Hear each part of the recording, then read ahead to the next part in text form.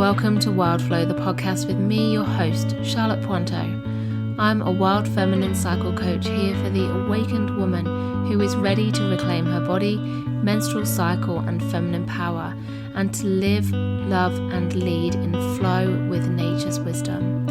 In this podcast, I'll share how you can live in sync with your menstrual cycle and life seasons, heal your relationship with your womb and rites of passages, and embody your wild feminine as a multi-passionate woman in life, mothering and business. It's your time to flourish as a cyclical being in this modern world. Are you ready? Let's flow.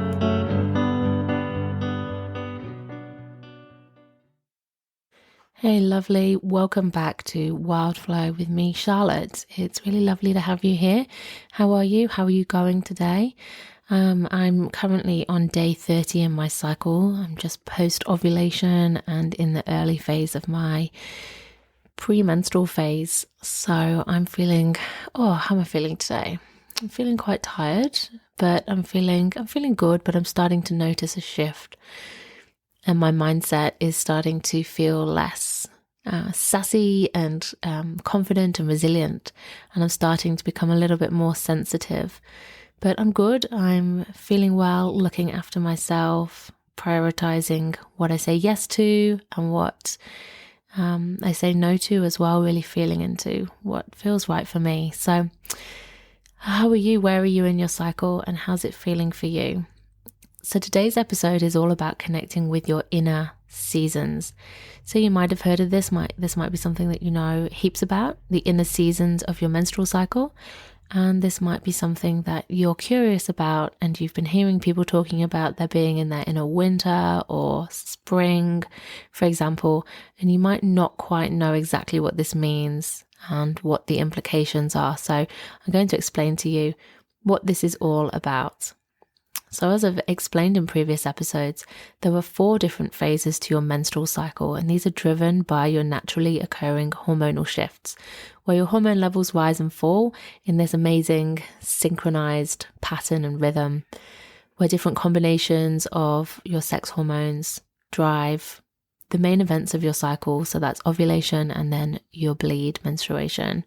And as these hormone patterns shift and change, it brings with it different energy in your body, different feelings, different mindset, different levels of confidence and creativity, and all of these other aspects to yourself beyond the physical sensations. So all of your other energies are affected and driven by your hormones, and it happens in quite a predictable pattern.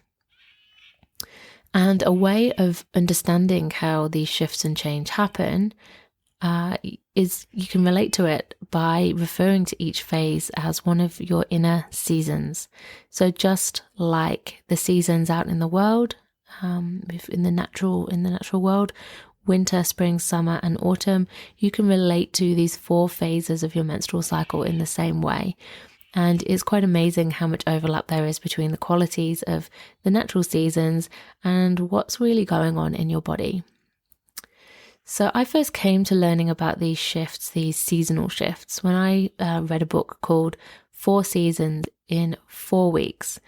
And that was written by Suzanne Mathis McQueen. And it was the first time that I realized that there was so much more going on within my body than just these wild unpredictable hormones and a period and nothing else happening in between. That's when I realized there was this whole world in there. And at the time I came to this book, and I can't really remember how I found it. I think I was scanning like a book website and saw this title and thought, what's that about? I was postpartum with my second child. I was experiencing a bit of tenderness at ovulation and my skin was a bit out of balance. I had some hormonal spots coming and going, and my period at that time was coming about every 5 weeks or so. And I really wanted to learn about what was going on and why I was feeling all of these things, why my skin was not great, why my cycle was longer, what was happening, how I could support myself to maybe bring my cycle back to the state that it had been in before, and to help clear my skin, but also the moods and the the energy shifts that I was feeling but couldn't put language to. So reading this book gave me an understanding that there was really a new phase of the cycle happening every week or so that I could feel, and it was being reflected back to me, like I say, in my mood and my skin and the feelings that I felt in my womb space. And this book presented each phase of the cycle as being just like a season that we see in nature. So learning about how our bodies and how my body move through those changing seasons, it suddenly opened to this whole new door to understand myself, and I suddenly felt a bit more self-aware, a bit more in control, more self-compassionate and self-loving. And it just made so much sense. And I was just like, what is this? Like, I just felt like I was really drawn into learning more about it. So that's been about 4 years or so. I've been on this journey really learning about the inner seasons and the cycles. And yeah, it's changed a lot for me, like how I relate to my cycle and my body. So this seasonal approach is super powerful, and I'd want to explain it to you. So just like in nature seasons, each season is different. It feels different, and you're really familiar. You know what winter's like. It's cold. All the trees are, the deciduous trees drop their leaves. Animals hibernate. It's a cold time. It's when we don't go out so much. You might not be swimming out on a freezing winter day. Although thinking about it, I've got friends who certainly do. And on the flip side, summer is when we have summer holidays. It's hot. We want to be outside, but also keeping cool. It feels like a more fun time. We might go on a holiday as well. It might be a time of catching up with friends and being a bit more sociable, and everything feels kind of a bit more exciting, I think, as well. Busy as well. So, we know what these natural seasons are like around us. In that way, we can relate to what's going on within our body, because when we understand how we experience our inner seasons as well, then we can have that more predictability, and we can learn how to get the best out of ourselves, but also support ourselves too. If you're a gardener or a nature lover, you'll know that different tasks need to be tended to in the garden in different seasons. So seeds go into the earth as winter ends and spring begins. Plants are tended through spring, harvested in summer, and eaten into autumn. Obviously, some plants and vegetables are different, but on the whole, that's like the general pattern, right? So flowers go through their natural cycle of seed, growth, blossom, bloom, fade, decay, death, and then rebirth in the next cycle. And that's just the same as what's happening within our body across the menstrual cycle. So each phase brings with it, like this season, brings a different energy that we can work with.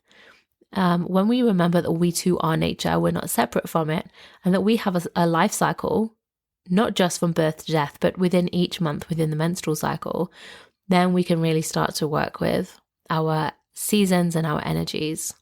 So what are these seasons in the cycle, you ask? So if we start with winter. That's like the menstrual phase of your cycle. So it matches the time of your bleed, your period. So what is your winter like for you, your inner winter?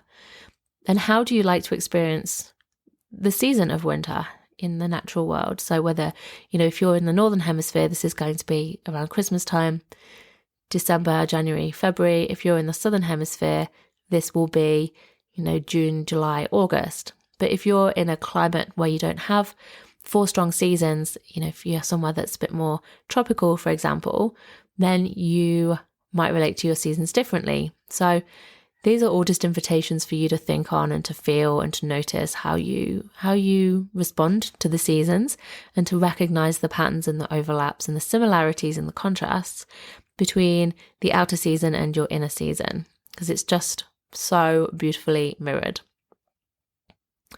So in your body, in your winter phase, which is your menstrual phase, your body is undergoing death and rebirth. Your period, your womb lining is being shed, and your egg that has, if you ovulated, is being released. It's decayed, it's died, it's no longer viable. It's been reabsorbed back into your body, and it's been released as part of the womb lining. So your hormones drop just before your period, and they stay relatively low during your bleed. This can really pull your focus inwards into more of an intuitive, dreamy, slow state. You might not feel as sociable. You might have lower energy. You might feel more sensitive physically, emotionally, and psychically. It's time to rest and reset as much as possible. And in my inner winter, I still work, I still parent, I still do housework, and I do, a lot of the things. I just do it in a different way. I do less. I move more slowly, more thoughtfully, and more aware of what I need and how I can balance what I have to do with what I need. It's a time when I want more support. I want to be tended to, and I need things to be a little bit more about me first, generally. Archetypally, in my softest, most intuitive, like my nurture mama kind of energy. So I'm a bit slower, a bit kind of dreamier. I bring my children close. I like them to, invite them to look after me and to think about, what I might need, and to make the house a bit quieter. I really love my husband to cook for me if he can at this time. I delegate much more housework. And I feel like I also have this more kind of awareness of, the world around me and, everything that's going on. And I see things kind of clearly in this intuitive kind of dreamy way. It's also represented by the archetype of the crone, which is the phase of a woman's life, 75 to her death. So the crone woman was historically shamed, vilified. She was treated like, the witch, the hag, like this really scary and also ostracized character in our world. And in the fairy tales, she was always cast as like this evil child eating witch. Whereas going back over such a long time, like thousands of years, the crone was the wise woman. She was the woman who lived her life, who'd seen all the things, and nothing fazed her anymore. Nothing shocked her. She'd seen it all, and she'd gathered all of her wisdom, and she was passing it on to the next generation. So she was the wise woman who the village sought counsel from. And I think it's a really beautiful match for this inner winter phase of your life. It's a time when, you can see, you can look back on the cycle that's been, but if you allow yourself space to embody this kind of visioning or dreaminess or intuitive psychic energy that opens up to you, then you can access this wisdom if you can sit back and see it. It's a really, really magical thing. So winter, just like the natural world around you, a time of hibernation and slowing down, of death and rebirth, of wanting to keep warm and snuggle and slow. A time of rest and reset, a time of visioning for what might come in the cycle ahead. Just like you would in winter, you'd start to vision what's going to happen when spring arrives. And in the gardening sense, what are you going to plant? What seeds of intention might you plant in your next cycle? So we start with winter. Spring comes next. This is when your bleed ends, and it lasts for, it varies. It depends on how long your cycle is. On the average menstrual cycle, each season is about a week. So if you imagine it, if your cycle is anywhere around the 4-week, 1 month mark, then your spring would arrive when your bleed ends and last for about a week. If your cycle's longer or shorter, then your spring will change as well. It won't be a week, it might be shorter or longer. It's the time when the egg's maturing in your body, in your ovaries, and your hormones are rising. And this energy rising, it pulls your awareness more outwards. So back outwards, back from this hibernation outwards.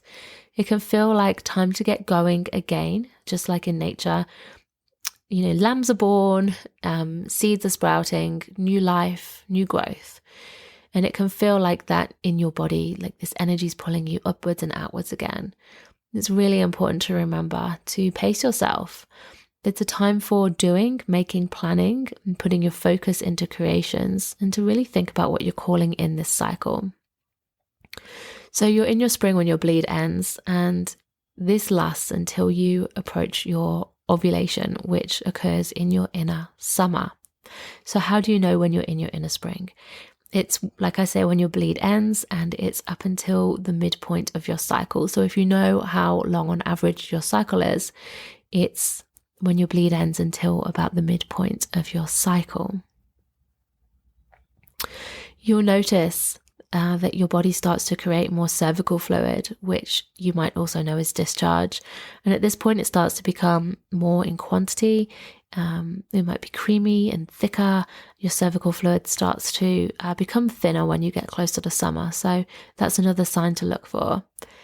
And in my spring, I always have this feeling of like, what's going on? Where am I? Like, what's going on in the world? What's everyone been up to recently while I've been in this more inward state? I feel like I want to start creating. And I'm like, I've got to catch up on all the things.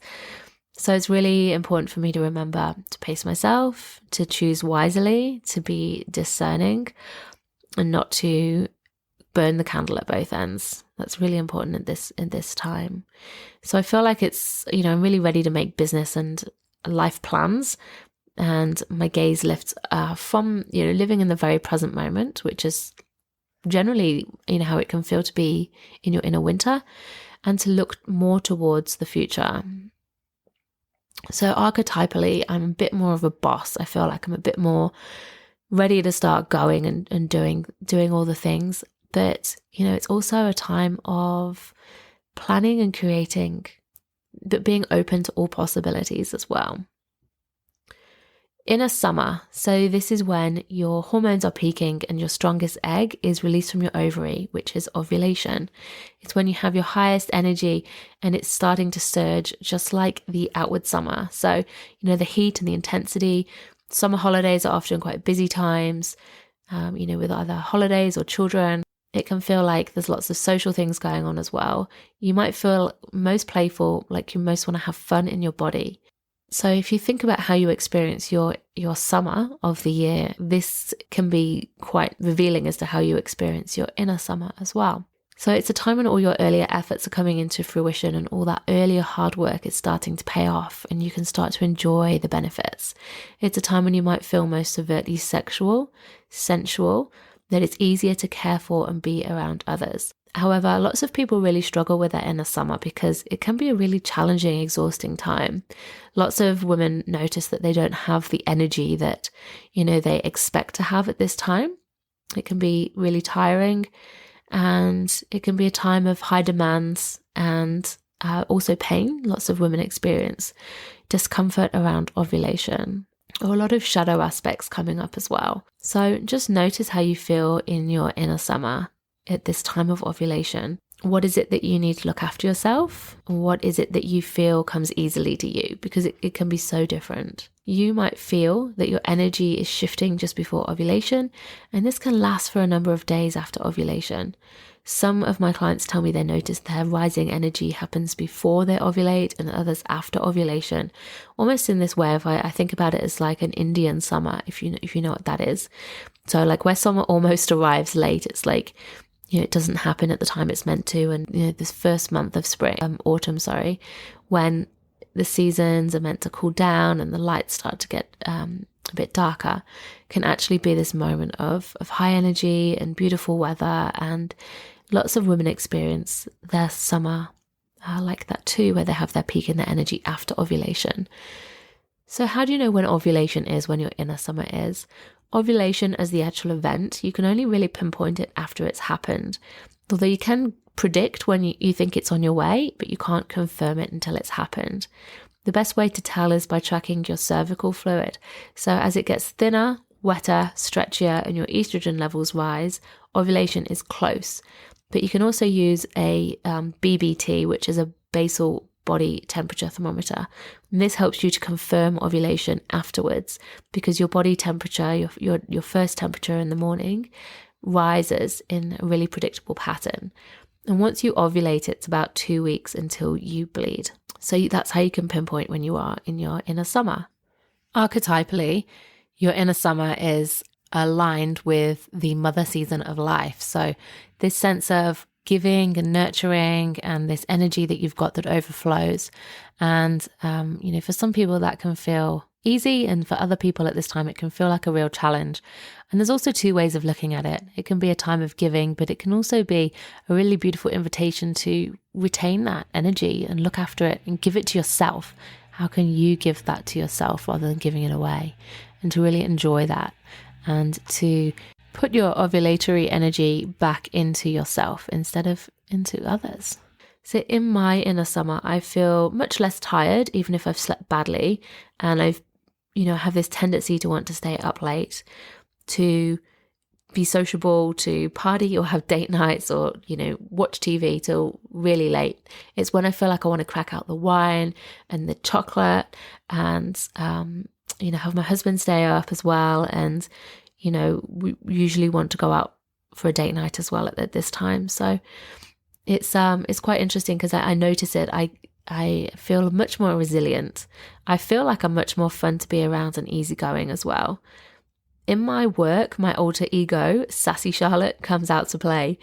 She makes queen decisions. I feel like I most easily embody CEO mindset at this time, and I can tune into my inner truth and express what I really think and want to say with far less concern for whether I should say that or just tone it down a bit. I find decision making a bit more easy. And I feel like I can just ride this wave of like adrenaline almost. It's not adrenaline. It's like this high. I just feel like I can ride this wave of confidence and, feeling much more sure in myself. So I experience that in my summer. Other people really don't. This can come at different phases of the cycle. So check in with yourself. How do you feel at this time? How do you feel before you ovulate, if you know when you ovulate, versus how you feel after you ovulate? How does your inner summer mirror or contrast to how you feel in your outer summer? I'd love to know. Then after you ovulate, a few days later, your inner autumn arrives. So this is post-ovulation time until your next bleed. It's your premenstrual time. And it's very alike autumn because your hormone levels now are shifting. They're starting to drop. So no longer at their peak, they are starting to drop. Your estrogen, which is what drives your outward focus of your spring and your summer, that drops off, and in its place, progesterone rises. And progesterone is more of a chilled and inward vibe. Progesterone's role is to support and sustain the egg if it becomes fertilized for pregnancy. So this is the time when this particular hormone rises. And what's happening in your body, it's all about letting go, just like autumn leaves. Your body has done her work for the cycle and she's packing up, ready to either grow a baby or bleed. So some women, I've got clients who absolutely adore their inner autumn. This is when they feel like their queen CEO badass self. They feel really rooted and grounded and sure of themselves. They're able to make those decisions. They're much more clear and certain, productive. Other people feel like this is the time when they get their inner critic. They start to get more sensitive. I noticed that about halfway through my autumn, so I really enjoy the first half. I feel like, it's nice to kind of take my foot off the gas a bit. But then towards the second half, just before my bleed comes, I can start to feel self-doubt. I feel like I want to throw in the towel. I start questioning why I'm even bothering, wasting my time because, is it even worth it? And what's the point? And I always, every single month, I have the same thoughts that come to mind, and it's become quite common, that I sense it. And so now I know, and I go, there you are again. Hey, how are you going? Thanks for trying to keep me safe. Thanks for trying to conserve my energy. Thanks for having my back, but it's cool. I'm good. I don't need you. I'm completely see where you're coming from, and I know that this is just my pattern and all is well. And so I can really talk, like have this conversation with her and be, quite a bit more resilient, I think, in terms of my, inner critic experience. However, a lot of people feel like, their energy is dropping, and that can feel not very nice. Perhaps it's something that you've not achieved in the cycle that you hope to, and now you feel like your body's just slowing down on you, and it can feel inconvenient and disappointing. Other people, like autumn, don't like the darkening nights and the coolness and feel sad that summer's over. And so, this is a pretty good metaphor for how some of us love and others hate the premenstrual phase. If you hate it, there's all kinds of things that you can look at. Ask yourself, self-inquiry, looking at what it is about slowing down and becoming inwards, resting, winding up. What's your relation to productivity? There's all kinds of questions that can really help you to look at, what your experience is. So as part of your cycle charting practice, notice what your mindset's doing and how you feel about it. But just remember, autumn is the time when leaves get dry and crunchy. They decompose and start to form compost for the next year ahead. And this is what your premenstrual phase is like too. Looking at what's gone well and what hasn't.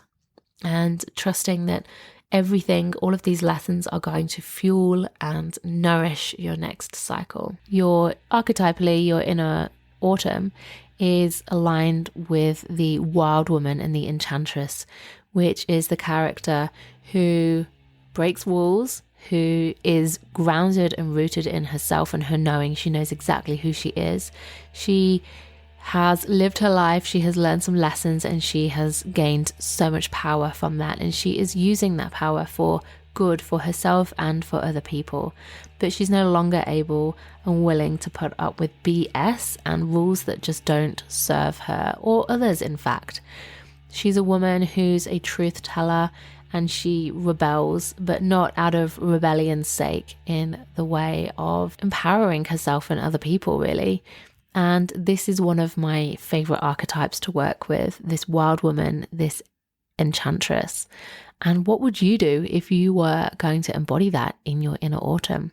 How might that influence your experience of your inner autumn, but also how can you sit in that energy across your cycle as well? And so you don't feel sideswiped every single cycle. A lot of this is mindset. It can bring up wounds from the past, how you feel supported to embody your cyclical changes, how your physical and emotional experiences play out, whether you've got health conditions that are linked to your cycle and are exacerbated by a cycle, like PCOS, endometriosis, and also mental health conditions. These are really influenced, within your cycle as part of your cyclic experience. So it's really important to look at, the points where you struggle in your cycle. It's powerful to look at how well you're flowing with your cycle as a whole, knowing that there might be health conditions underneath or more of mindset challenges.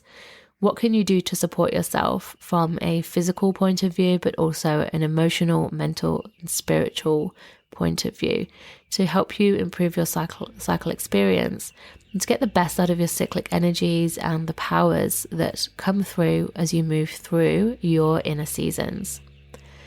So if your cycle's about 25 to 30 days long, remember that each phase of your cycle is going to be about 1 week long or so. If your cycle's longer, then you're ovulating 2 weeks prior to your bleed. So say your cycle's 5 weeks long, you're ovulating around the 3-week mark because it's always 2 weeks between ovulation and your bleed. If you've got a much shorter cycle, then you're going to move through your inner spring much faster and get to ovulation quicker. This is why cycle charting can be so helpful, so that you can learn to identify which season you're in, and from there, learn how to cycle sync your life, but also support yourself with how you experience your cycle. It's pretty cool. I'm currently putting together an intimate group experience where I'm just so excited to support women who are ready to lift the lid and look within to see how you can cycle sync your life in an empowered, soulful container that's just for the most badass women who are really, really committed to making the changes, to living life on their terms, to calling in boundaries, and to really stepping into their fullest expressions, using the lens of cycle awareness to do this. So my program is called Cycle Sorcery, and it's going to guide you to go deeper within to meet your wild feminine and your cyclic power. Cycle Sorcery is also really looking at this enchantress and wild woman archetype that I was explaining about in relation to the inner autumn season of your cycle. How can you work with this? What would you do if you were in your most empowered, feminine, magic making, rule breaking self? What would you do with that? Who would you be, and what would you say yes to, and what would you say no to? How would you be living your life and showing up for yourself? And that's what I really want to invite women to connect in with in this experience, a place where you can be seen and witnessed in this exploration for yourself, where you can shake up the way that you're showing up and the way that you're using and giving your energy away to others and to other things. And how can you call it back for yourself? So this is going to be an invitation to sit in our wild womb coven, to remember your inner authority, to meet the heart of your wild feminine soul, to cultivate deep knowing in relationship with your body, your intuition, and your cycle. You're going to step into your inner queen and confidently express and embody what is true for you. It's about coming home to yourself and your body and your cycle. It's for the bold, the brave, and the curious, whether you are brand new to cycle awareness or whether you already are living, breathing, and embodying it daily. This is your sacred container to share your fascination with womb wisdom and to be supported by a supportive, healthy sisterhood to help you take your transformation where you want to go. So it's for women with a cycle and without a cycle as well. It doesn't have to be a regular cycle at all. It's for whatever is true for you. And it's going to include a rich, evocative opening ceremony, 5 months of group coaching calls and sacred circles, our own Facebook group, and a closing ceremony with 5 modules, each one containing a lesson, a ritual, practices, and shamanic dream journeys to invite you to deepen into this exploration for yourself. And this is just going to really help you to expand your comfort zone and your capacity to live, love, and lead on your own intuitive, cyclic terms, to understand your menstrual cycle and to spend time healing your relationship to your womb, and to curate your own toolkit, your medicine bag of cyclical practices and embodiment practices that support you to step into your wild feminine, your enchantress, your wild woman archetype, reclaiming this wildness that's within us, and this wild flow. And for me, that's what this podcast is all about. It's about reclaiming life, our bodies, our essence for ourselves and not for anybody else. And how can we connect with what's true for us instead of what we are told is our truth, or the way that we should show up, or what should be true for us? What is actually true for you? Who are you, and what do you want? I want you to unleash your inner wild flow. It's currently open as a waitlist. So if you're interested in joining this program, then I'd love you to come over to join the waitlist, and I'll pop the link in the show notes. And then I'm going to be opening enrollments to the waitlist only with an exclusive offer just for you. And then later on, any remaining places will be open to public sale. So you'll get a very special VIP introductory price when you join the waitlist if you enroll in the early bird window. So if that feels like something that's going to help you to go much, much deeper, then I would love you to join. And I would love to hear how you feel about your inner seasons. So which season's your favorite? And which season is your most challenging, and why? Right, my loves, wishing you well, wishing a beautiful season of your cycle wherever you are at, and I will be with you next time. Goodbye. Thank you so much for listening in. If you're loving this podcast and you'd love to help me spread the wisdom shared, please leave a review or rating, or share this with somebody who you think would love to listen in. I'm really passionate about creating ripples of change and getting this information to more women, girls, and people with a cycle so that they can reclaim their cyclic natures too. And if you'd love to dive in deeper with learning more about how to connect with your cycle and rites of passages, come and join our free Wild Flow Circle community, or choose a course and learn with me on my online learning hub. All the links are in the show notes. And until next time, be well and go with the flow of your cyclic nature.